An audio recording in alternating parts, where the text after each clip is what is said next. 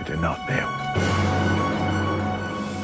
Interrupt your regular scheduled programming for this brand new Game of Thrones tinfoil theory. We do not kneel.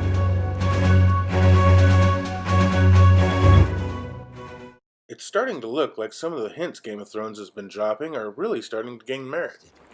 The way people in the North talk about you, you're the greatest swordsman who ever walked. Sir Arthur Dayne. The sword of the morning. Father said he was the best swordsman he ever saw. The honor.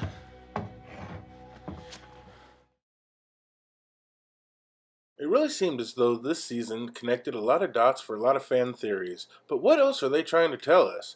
It seems like they're trying to connect a few more dots. What's with the correlation between Arthur Dayne and Mance Rayder? And what is it with the Sword of the Morning and Jon Snow?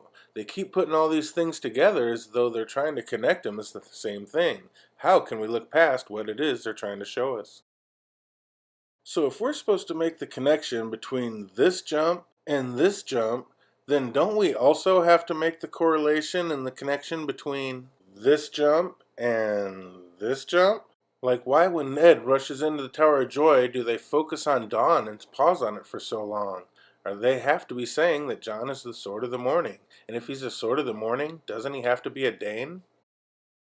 Now, I know most of the world has already shipped R plus L equals J, and then we have the whole HBO infograph that came out, but come on. Why would they have that whole secret scene and have her whisper so much, and then after the show just put out a piece of paper that said that came from their blog on who the father is? I'm not buying it.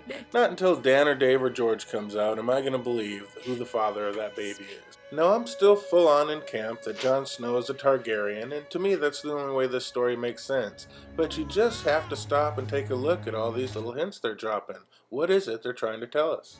Like the fact that these are the only two characters in the entire story that have ever uttered these lines. I wish you good fortune in the wars to come.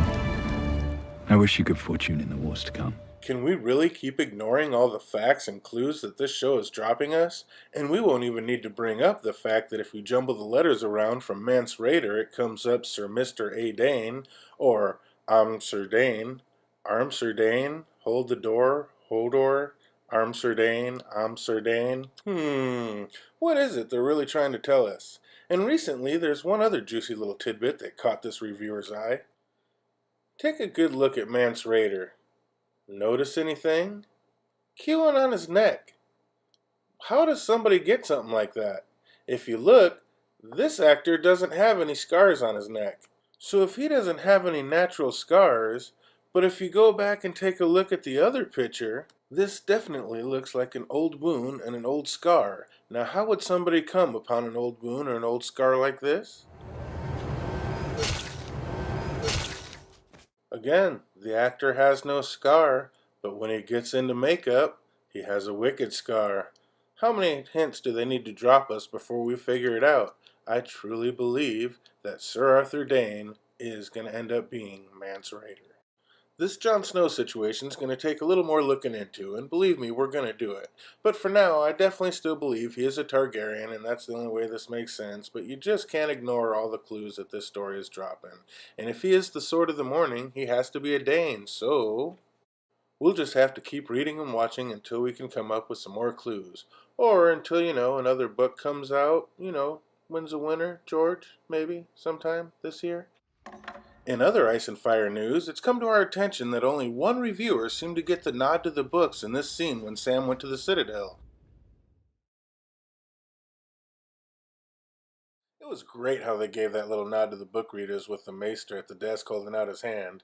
Waiting on that dwarf penny, son. Great editing. So did no one else out there read Feast of Crows? How did no one make mention of this? It was a great nod to the book readers. So I know a lot of you out there are wondering how you're going to get your Game of Thrones fix on and what you're going to do until the next season comes through or until they ever drop that next book. Hey, never fret. We got you covered. We're going to be dropping videos all summer long. So keep in touch, stay tuned, and until next time, game on.